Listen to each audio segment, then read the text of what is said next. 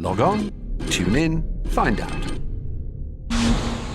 Another good idea from Cambridge.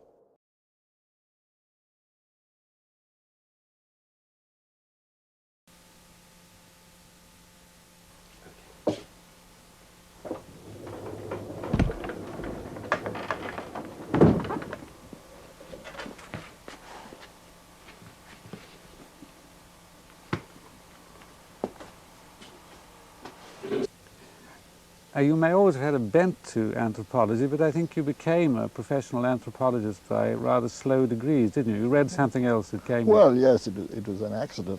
When I was at Cambridge, I had no idea I was going to be an anthropologist. I came up to read mathematics and went on to read engineering, which I took my degree in engineering. There were other things that happened in Cambridge which I suppose slanted me towards anthropology. It was the great day of Cambridge Theatre, the Cambridge Festival Theatre, a famous repertory, which certainly influenced me a great deal, of sort of tending to be interested in theatre and seeing life as theatre, which ultimately get fed into my anthropology. But at that time, I had no idea. When I graduated, it was a bad slump, and just like now, and I joined a British firm in China, Butterfield and Swire, and after spending a year in London, I went out to Shanghai and was in China for 3.5 years. That is until the end of 1936. I was posted in various places, in Chongqing and Tsingtao and eventually in Peking. And you began to be interested in anthropological matters at that time, did you? In an amateurish way, perhaps? Well, I travelled a great deal and made a point of every time I had the chance, I got to the most obscure parts of China, borders of Tibet and borders of Mongolia and so on. So I saw much more of China than I think the ordinary visitor did. I mean, China to me is a very varied country, a vast country. And it was an enormous, for a young man to be impressed by the extraordinary situation of here is a great civilization of immense antiquity, which is completely viable as ours was. And yet they did everything exactly the other way around. I mean, as a young man, one got the impression that everything was back to front. I mean, you know, the men wore skirts, the women wore trousers. I mean, it was like that. And in all sorts of ways, it is in fact true that the Chinese solution to basic problems is rather the reverse of the European problem. And this gradually filtered into my interests, I think. Could you give one or two instances of the way in which they reverse the solutions? Does it show up in various objects, rituals? Well, there are all sorts of ways in which, I mean, they have a very, I mean, we have a kind of religion which is a very distinct system of the Christian system, which can be seen as a distinct religion. Often today the Chinese have no religion, and yet their whole life is surrounded by rituals of various kinds. And their architecture is very closely related to cosmology to a degree which ours is not, no, consciously so. And this interested me a great deal, the whole matter of Chinese architecture and the abstractions of Chinese architecture, which are quite different from ours. I mean, the Temple of Heaven in Peking with its marvelous symmetrical forms. You know, the sky, the roof is the sky, and the ground, the bottom is the earth. I mean, it's sort of everything is consciously symbolized in various ways. But also, I found that, you know, it seems to me that European art, even when we become self-consciously abstract, we're still in somehow copying nature. It goes right back to Greeks, that somehow art is a form of imitating nature at one remove, making abstractions out of nature. Whereas Chinese much more consciously seem to make nature fit their own ideas. I mean, you never, in your painting a picture, you never copy it from nature. You think about it, and then you paint it. But in the same way, having done that, you then make the nature look like what's your idea. So that the idea of a mountain, the actual Chinese sacred mountains, which I climbed, there were 5, and I climbed 3 of them, they'd been made to look like the pictures, with steps all the way up them, so you could climb them, rather than the pictures made to look like the mountains. I mean, the pictures are like the mountains, but it's a sort of back-to-front way of thinking about it. All sorts of aspects of that the ideas come first and the facts afterwards, I think, in some ways. Yeah. One of the things I got very interested in China, besides architecture, were ancient Chinese jades. I mind saying we're way off, but I mean, these are mainly grave goods, which are sort of formal archaeology, and they're not jade as we now think of them. They're not whole bright green. They're stone objects of various kinds, which played a very important part in ancient Chinese rituals. Ancient, I'm talking about 1000 BC. For example, this object here, this disc with baubles on it, has a very complicated cosmological significance. But here is a point where it is different from our appreciation. So the Chinese appreciation of this is the feel of it, the actual, the sensory touch. And the sensory touch is what is appreciated rather than simply the shape of what it is, though the shape comes into it again. Now here, for example, is a pig, which is Zhou dynasty's, 1000 BC perhaps, I don't know. That's not quite as much. You notice it's already highly abstract. It's a pig. You can see it's a pig, but it's a very abstracted kind of pig. And it's beautifully lovely to touch. And then again, here's another pig, which is even more abstract. And the two of them, you see, I mean, carrying, pressing all to just the formal abstraction of these ideas. Now, I'm cheating a bit here because I acquired these tortoises after I'd become an anthropologist, so that it's not absolutely straightforward there. But I acquired them in Hong Kong in 1956, actually. But here one is becoming very anthropological, because clearly they are tortoises, but they're not straight tortoises. I mean, this tortoise has a human face. He's a bearded old man, lascivious male, and a very lovely creature. And the other one is quite obviously female. And actually she's rather like a Pekingese. I mean, if you actually own a Pekingese, and she's been courted, the Pekingese will behave just like that. The Pekingese doesn't have a split tail anymore. A tortoise has a split tail. But this is linked up with the whole of Chinese civilization in a very complicated way, that Chinese writing came out of oracle bones, which used tortoise shells for making oracles, and there's a whole blending here of animal characters and human characters, and now I can see that this is really very deep,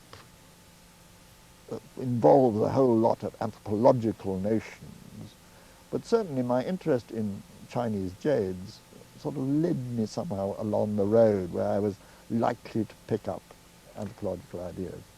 So Cambridge provided more or less unwittingly mathematics, engineering and drama in the making of you as an anthropologist, and then China gave you a view of a culture which formulates reality in a quite different way. So you became more and more interested in that aspect. So you were well on the way now to becoming a full-scale anthropologist. What happened next? Well, I had travelled around and seen some odd corners of China, But right at the end, when I decided to come home and I'd resigned from my firm, I had some time to waste, in a way, and I joined up, I was in Peking, I joined up with a rather eccentric American, and we went off to an island called Bottle Tobago, which is off the coast of Formosa, which was then Japanese territory, it is now Taiwanese territory, which was a very small island with about 1,500 so-called very primitive people, the Yami. And this was absolutely bowled me over. I mean, I didn't know anything anthropology at all, but this fantastic experience of, we were the first Europeans to be on this island since right at the beginning of the century, and very few Europeans had ever been there. And you know, I didn't know any anthropology. I was an engineer. I could draw. I drew beautiful pictures, drawings of their boats and their houses, and asked a lot of questions. But the questions I asked were quite not bad, but they were not quite the right questions I'd ask now.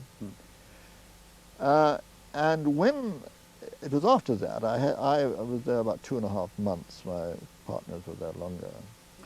Well, when I got back home, I had all this stuff from this island, and I felt I ought to find out whether it was of any interest. And I happened to have a contact with anthropology, and through Raymond Firth, whom I hadn't then met, but had subsequently been my closest friend.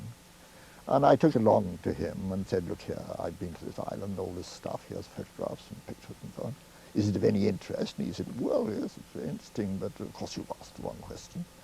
But nevertheless, you better come and meet Malinowski. Now, Malinowski at that time was this famous professor at the London School of Economics, a very charismatic figure, and had created enmities all round, but was a tremendously powerful personality. And if he liked you, and if he didn't like you, that was out. And for goodness knows, for some reason or other, he decided he liked me.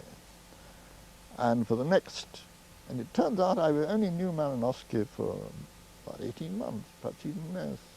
Because then he went off to America. I was completely, you know, I was donged with it. I mean, very powerful. And it was when Malinowski decided I was going to be an anthropologist, and that was that. And it was the most exciting experience of my life was this year and a bit working with Malinowski, attending his seminars, going to his house, talking to him, and so on. And however, he went to America in '38. So then I worked with Firth as a research assistant for a year, and that was a very valuable experience, working with someone who was writing a book. And I worked with Firth on the writing of the book and learnt what anthropologists do. And then in 1939, I went again. This time I abandoned going to Kurdistan. I went to Burma, edging back to China, you see. I was going to work right on the edge of Burma and China. Complicated reasons why I should go there. But then, of course, the war really did break out, and that kept me in Burma for, on and off, Burma and India for the next 6 years. So you went to Burma as an anthropologist, and then the war broke out, so you had to combine it with other things. Oh, indeed. I intended to be in Burma just for 15 months or something like that, to do a very stock type of an anthropological study of a community, part of which I did. But I was actually, for the next 5 years, I was a member of the Burma Army. But partly because the war in Burma didn't mean very much until the Japanese Pearl Harbor affair, and partly because I was a sort of misfit from the army point of view anyway, a sort of rather eccentric kind of character. I managed to fit in quite a lot of anthropology along with my military service, because in the end I was a very irregular kind of soldier. And this took me to most extraordinary parts of Burma, which I could never have got to, except that the government hadn't been prepared to sort of drop me there or push me there or something one way or another. You were very much a loner. I mean, you were not in a regular military formation. Well, until the Japanese chased us out, I was officially a member of the 3rd Burma Rifles, but I was seconded to various other things. I was on something called X-List. At that point I was seconded to something called Burma Levies, which didn't really exist, and subsequently I was seconded to something called Kachin Levies, which only existed when I'd sort of rather created it one way or another. And then I got very unpopular with the military, and was eventually a kind of civilian. As we went back into Burma eventually, there had to be a military civilian service, and I was attached to this. I was rather high up in this particular non-military operation. But this led to me seeing a lot of Burma. I mean, I was theoretically a lot of the time behind the Japanese lines, but there were no Japanese lines to be behind, so it wasn't as daring as it sounds. But I did have lots of fun. Well, I was demobilized early in 1946 because I'd seen service right through, so I got early demobilization. I was then still very uncertain whether to be an anthropologist, but I'd got all this material, and I made contact with Firth, again, who was now a professor at the L.S.E. I discussed it with him, and he said, well, why don't you work on this material that you had at first hand and go back to the literature and see if you can make sense of the literature in the light of your unique experience. And I did this, and my PhD was in fact that I've been resumed. There was a 7-year gap between the pair. And it is a bookwork thesis in which I read absolutely everything that had been written about the Kachins from 1800 onwards.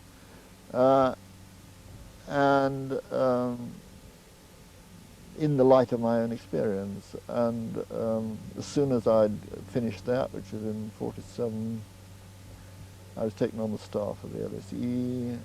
I went to Borneo to do a special reconnaissance of Sarawak to plan certain research projects which were rather surprisingly carried out, but not by me. I then had several years teaching in L.S.E. In 1953, I agreed to move to Cambridge, where Fortis had taken on as professor. So in the interval between actually going to Cambridge and leaving the L.S.E., I did my fieldwork in Ceylon, in Sri Lanka, about which I wrote a book which was not published in 1961. And since then I was actually on the staff in Cambridge on the faculty since 1953. Yeah. And I consider I've been a serious professional anthropologist since about, I suppose, 1946. I'd done quite a lot of anthropology before that. You say you were about 37 when you became a serious professional anthropologist. I was actually finally committed, yes, I was born in 1910, so that I could say I was 37 when I was absolutely burnt my boats and no question of recrossing the Rubicon or anything like that. And at this time, you were still very much of the British school of anthropology, I mean, as represented by Firth. Oh, very much so. You see, I mean, I had, in fact, in Burma, written a very Firthian, Malinowskian monograph about the Kachins, which was lost to the Japanese, but it was, yeah. it was a pure piece of functionalist study. What would be the, how would you describe the main features of functionalist anthropological studies? Well, it grew up out of Malinowski's studies of the island of Kirrawina in the Trobriand Islands in Melanesia, which he studied between 1914 and 1918. And in Firth's case, the study of Tikopia, which is a small Polynesian island, 3 square miles in size and 1,200 people. And they tended to take for granted that the community they were studying had clear-cut geographical boundaries, and that also boundaries of a social kind in time and space, as it were. So you studied this society as you observed it over a period of 1 year, 2 years, or as long as you could, but sort of photographically, as it were, an instantaneous holding picture of the society. And you didn't worry too much about how it had come to be like that. You didn't worry at all. You rather tended to imagine that it had always been like that. And you didn't worry too much about its contacts with other parts of the world. You were concerned with the micro-sociology, you might say, of how the institutions which you observed directly fitted together like the gear wheels of a watch. Now this is a very valuable thing because no previous kind of sociology had ever been at this minuscule level, and the kinds of discoveries that were made about the way things fit together are perfectly valid discoveries. The weakness was that it was lacking in dynamism, and it tends to produce a very static picture. But this didn't worry me from my engineering point of view, because I'd always thought in mathematics one always learned statics before and learned dynamics, and dynamics didn't seem to be very different from statics. It was sort of, you know, it was sort of added a bit. But there were lots of rival views of what anthropology ought to be at that time, and of course some of them have grown more notorious. Well, yes, since. I mean, in the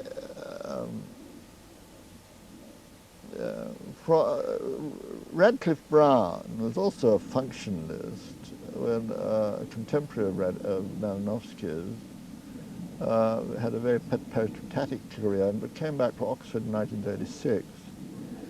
And he was a devoted follower of Émile Durkheim, the French sociologist, though he took a rather narrow view of what Durkheimian sociology was about. And to some extent, he was interested in the comparison of societies as types. He was interested rather in the manner of Max Weber, the German sociologist, that he thought of societies as corresponding to certain ideal types, which could then be set up on a kind of taxonomy, and eventually you would have a scientific sociology in which types of societies were like the types of mammals and types of insects and so on. And it was a very botanical way of thinking about it. And but here again, he was concerned with how institutions fit together to make a system, an articulated system, rather like the skeleton of a mammal. But I was never directly associated with Radcliffe Brown, except that he was my examiner of my PhD thesis, which I owe him thanks. And I knew him personally, but I never had contact with him academically. Yeah? Would this be because of your mechanistic bent, you were rather opposed to this biological approach? Well, it is principally because a rivalry had grown up between Oxford anthropologists under Radcliffe Brown and London anthropologists under Firth. But I dare say this is true, that my model making was much more mechanistic and abstract, whereas Radcliffe Brown, who fancied himself rather as a mathematician, but didn't seem to need to know any mathematics, did use his models, biological models, to a degree which I found was rather naive. But of course, there was later Evans Pritchard, who had been succeeded now Radcliffe Brown at Oxford, and had originally been very close to Radcliffe Brown, later deviated from his position very widely by reinstating an interest in history and in ideology as opposed to, and in some ways moved rather closer to Levi-Strauss. I wanted to ask you about Levi-Strauss. I mean, it's obvious to us that your formal training has been in the English functionalist school. Why did Levi-Strauss have such importance for you? Well, it's a bit of a long story, but it's like this. Levi-Strauss' background, anthropological background, was really taken up from the American cultural anthropologists, or ethnologists as the English would call them, particularly L.S.E. And in 1940, the end of the war, he was in New York and became closely associated with the famous linguist Johan Jakobson, and clearly picked up a great many ideas from Jakobson and wanted to apply Jakobson's ideas to the kind of comparative cultural anthropology which he had learned from the Americans. His major application of this was in this book which was published in 1949 originally on the elementary structures of kinship in the first French edition, which is a comparative study of kinship systems, essentially kinship terminologies father, brother, son, cousin, and so on, over a geographical area stretching from Australia to Siberia. Now, the study of kinship terminologies is a kind of anthropological freak, which goes back to the latter part of the 19th century, which was started by Morgan.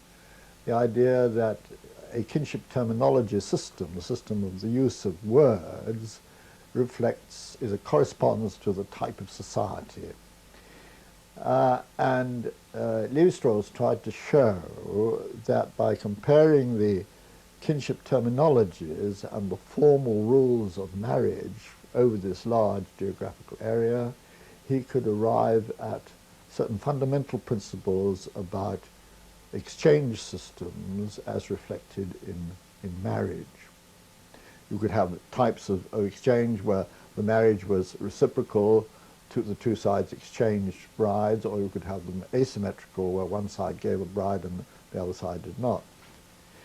Now, this is far removed from British functionalist social anthropology. However, the central axis point, the sort of focal point of Levi-Strauss's massive volume was the chapter relating to the Kachins of North Burma, which was based, of course, on rather antique ethnographic fact before I'd ever got there, and was in many cases, many details wrong. I mean, the ethnography was wrong. But this was the central chapter of the book about which the thing really hung. And I was fascinated because these were the people I'd worked with throughout the war. I really knew about my Kachins. And what baffled me was that although Levi-Strauss's ethnographic facts, a simple recording of custom, was in many cases quite wrong, nevertheless his method had arrived at certain insights about the underlying principles of which the sister society worked, which no one previous to him had perceived. And indeed, I'm not sure how far I'd perceived it. The moment he said this, it was quite obvious that he got it back to front, upside down. Like But nevertheless, this didn't matter very much. I mean, he'd understood something about the society which no one else had understood. And this fascinated me, how it could come to be that someone could be wrong on his facts, but right somehow about the theory. And this runs through my later of my interest in in structuralist anthropology has been this relation between the ethnographic facts and the underlying theory. Later, of course, Levi-Strauss moved right away from the comparative study of kinship systems to the comparative studies of myths. And here again the same principle applied, that his big book on myths, his 4-volume work, is a comparative study of the mythologies mainly of American Indians stretching from Patagonia to Alaska, but particularly for the South American Indians, where the myth is, you know, it's very second-hand. It's stuff which is translated into Spanish and Portuguese and then into French and so on. Is very far removed from the original stuff. And he is comparing mythologies as if they were separated from the societies which produced them. And yet he seems to be able to say something very interesting about these mythologies, even though they are unrelated to the societies in which generated them. And certain of my key pupils were Stephen Hugh Jones, and his wife, who you know, because Stephen is a fellow King. You know, purposely I sent them to the field in South America, to the Amazon, the upper Amazon, to an area where I knew that Levi-Straussian kind of myth prevailed, to find out what's it like on the ground if you actually look at this stuff in detail. And whereas Levi-Strauss's account of a myth may occupy a couple of paragraphs perhaps, the Hugh Jones's myth, you know, it runs for 80 hours of tape. I mean, it just goes on and on. And yet their studies are in a way very functionalist in that they're concentrated studies of a single longhouse community in the Upper Vopes, a very localized. Nevertheless, they find that in a certain sort of way, the Levi-Straussian analysis is very penetrating and illuminating for this detailed functionalist analysis, so that in their case they have, as it were, amalgamated the two traditions. Can I interrupt just to get this clear?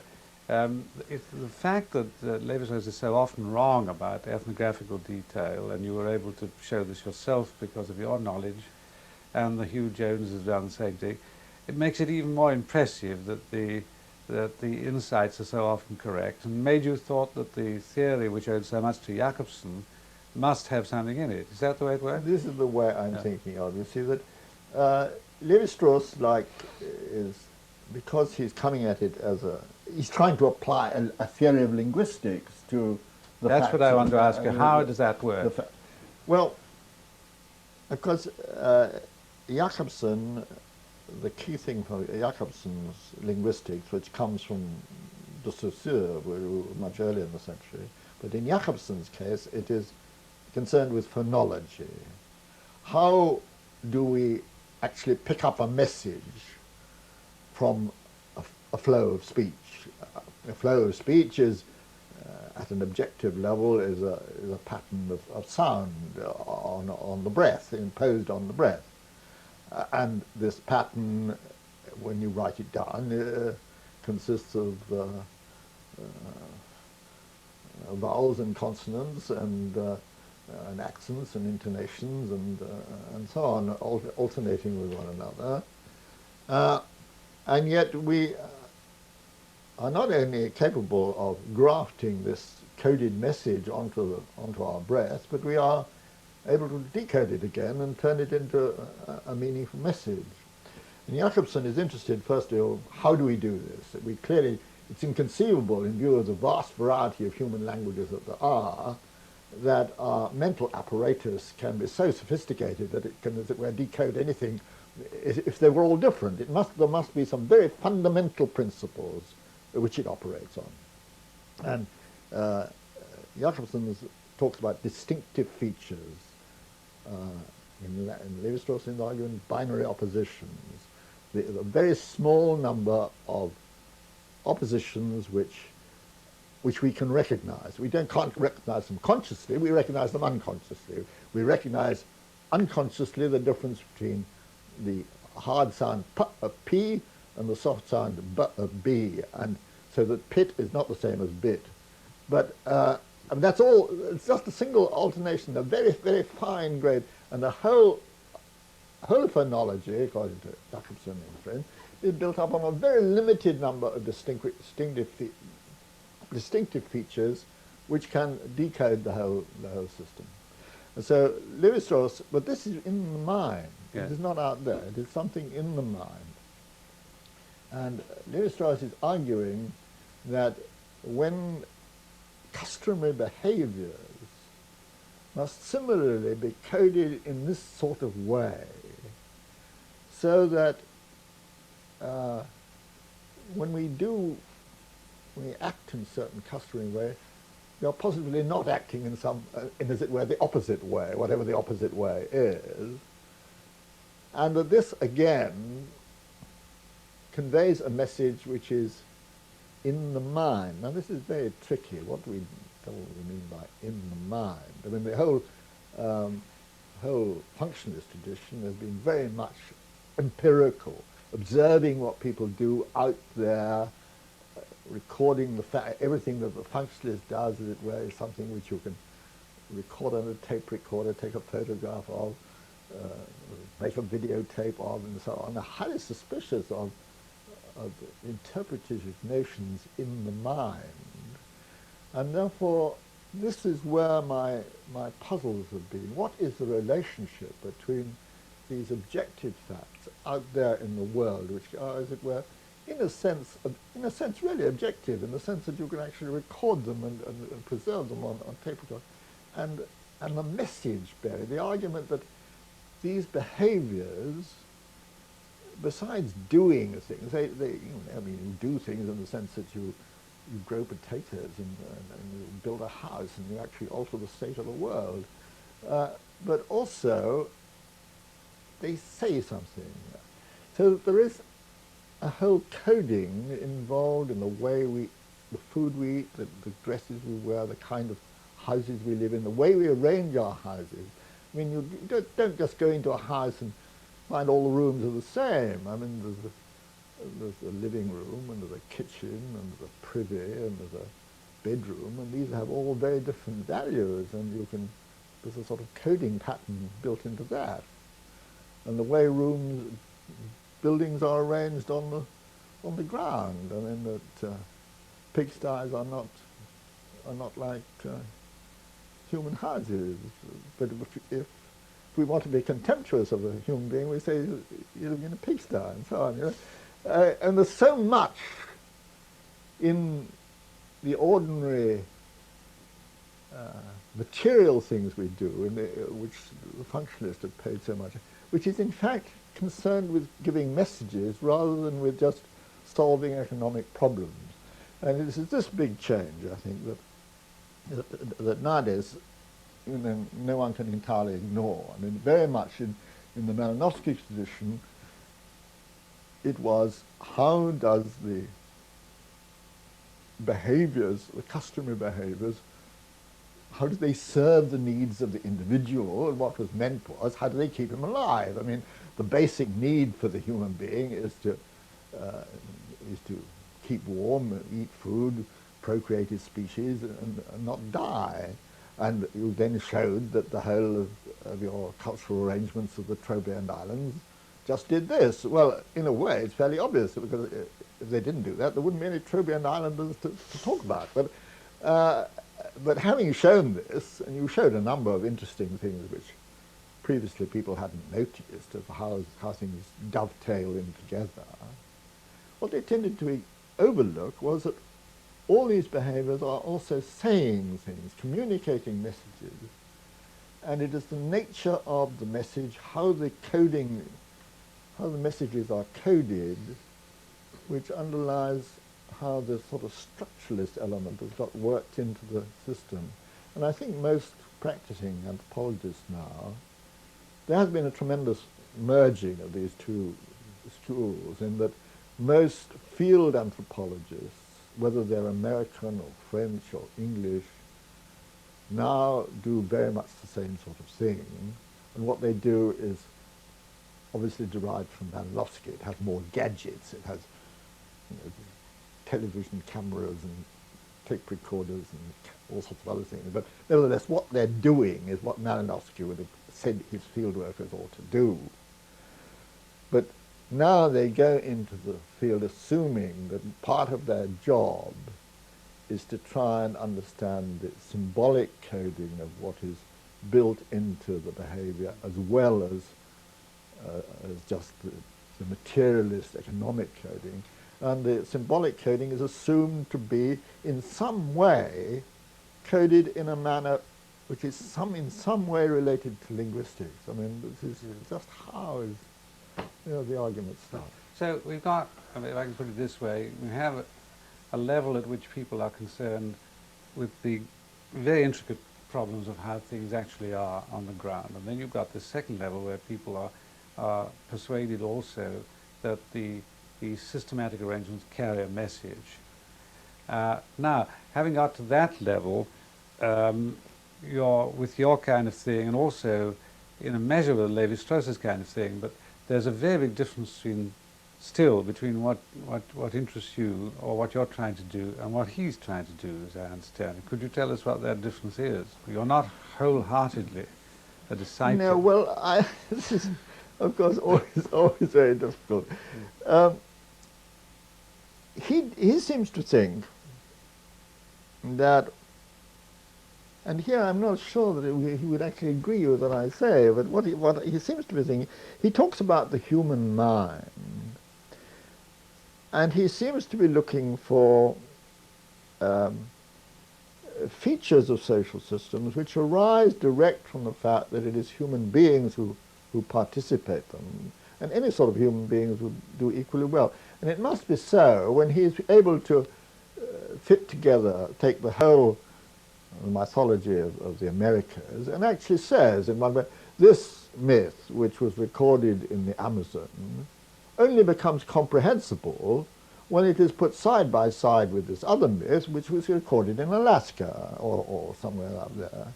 And now this must be that there is something universal about the mental operations of the human beings who created these two stories. There couldn't be any other.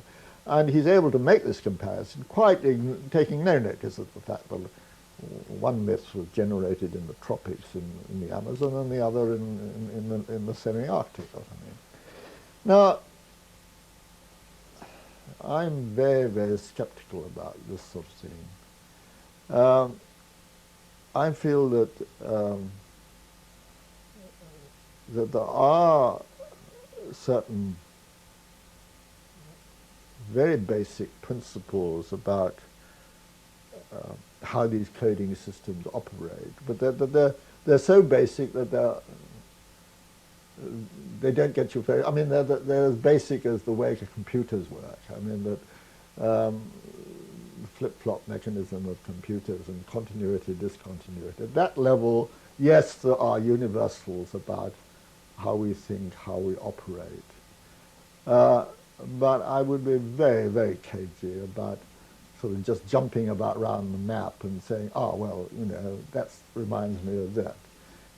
I suppose your differences from Levi-Strauss are attributable not only to a very different formation, but to the fact that his base was linguistics and yours was engineering, and that makes a very big difference. I think so, but also mathematics. You see, mathematicians assume that their abstractions apply to the universe at large, regardless of whether human beings are there at all. I'm not sure that I'm entirely confident of this, but nevertheless, Levi-Strauss is concerned, because he came into anthropology basically through linguistics, is concerned with abstraction as a phenomenon of the human mind, whereas I'm looking all the time for models which don't really imply that the model maker must be human, though I know that the model maker is. And this, I think, is where thinking about society as a machine really comes into it.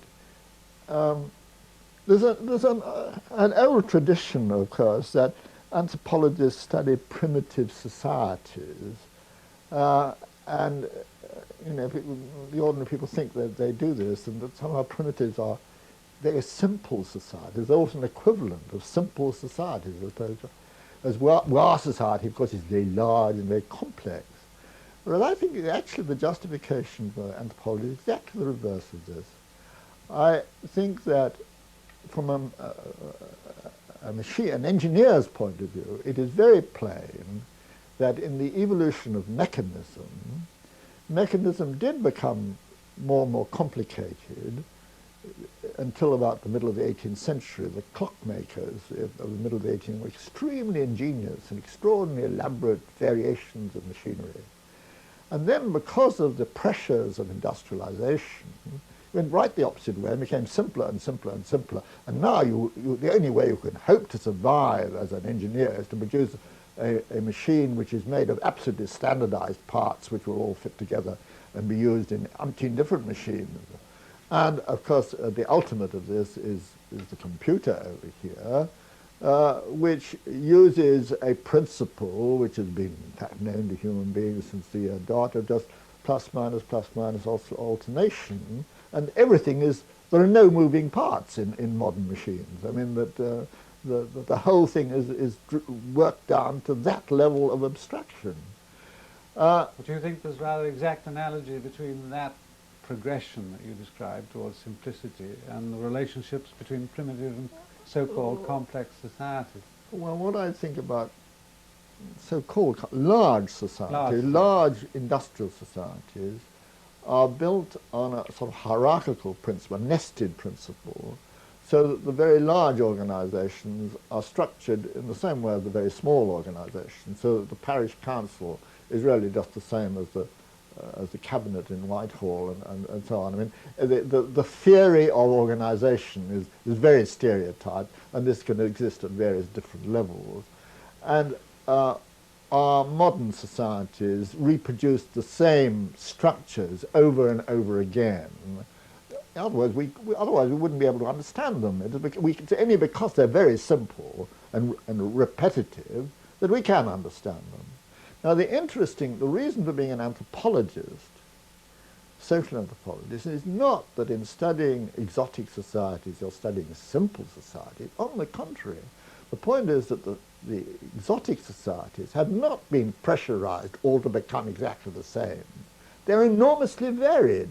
So you can only discover what the possibilities of variation in human behavior are by going to these exotic places, because all modern societies, modern industrial societies, are exactly the same. I mean, you go to Tahiti, you land on the airport, you might as well be in Heathrow on a small scale. I mean, there's nothing exotic about the airfield in Tahiti. It's just like, I mean, why go to Tahiti? That's all happening. I mean, the point is, it was go to some exotic place simply because to a part of the world where they're not constrained to be standardized. And this is really what I find fascinating about anthropology.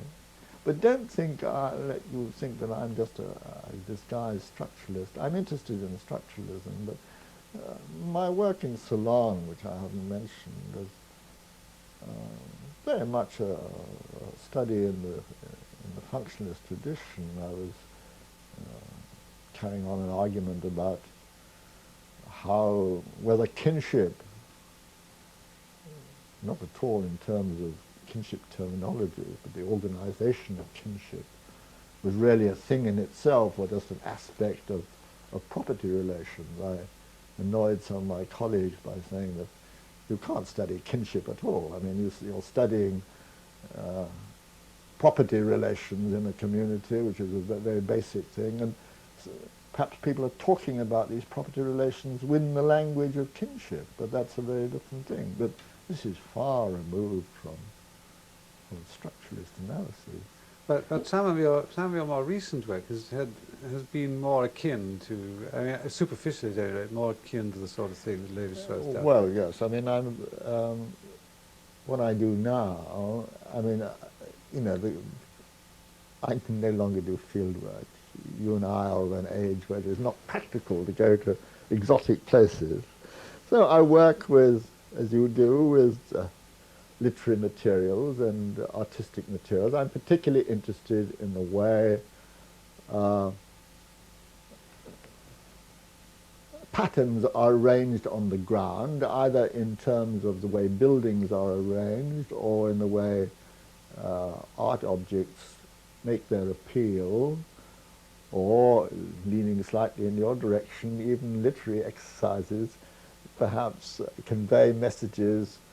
I'm not a literary structuralist, but I mean my treatment of biblical myth perhaps borders at times on what literary structuralists are up to. You did write somewhere, as I read recently, that on the whole your contemporaries in English, British social anthropology were opposed to the kind of thing you did. Is that so? You've already said today that to some extent their enterprises in the field have been qualified by the sort of thing that we've been talking about. They're not doing the same kind of thing that they did in Malinowski's day, but they are nevertheless, on the whole, inclined to take an antagonistic position towards you. Yes, I think they are. You know, the subject moves on, and what present-day field anthropologists are doing is influenced by all sorts of things besides those I've been talking about. It's greatly influenced by neo-Marxism, a great stress on neo-Marxist theory. It is greatly influenced by this vogue for feminism. I mean, the great argument that the earlier generation of social anthropologists ignored the position of women and misrepresented the position of women, gave an entirely male-orientated view. Well, this is rather true, but I mean, it's something we've been saying in criticism of Levi-Strauss for a long time. For example, I mean, his theory of kinship was an exchange of women between groups of men, which is, I mean, you could equally argue the exchange of men between groups of women, but no, there are all sorts of ways in which the kind of thing I've been talking about is now considered rather old-fashioned, and we're moving on to more fundamental matters. I don't know. I think that I can never move on to something else. I mean, my own view is this blend of functionalism and straddling the bridge between functionalism and structuralism. Yeah. Yeah. Do you see, you don't have any insight into the next thing that's going to happen, the next important thing that's going to happen in the development of social anthropology? No, because, I mean, clearly it's going to become more and more difficult to study exotic societies, because exotic societies are disappearing. So whatever it is that anthropologists are going to do, they're going to have to find ways of applying their methods of study to more sophisticated social systems.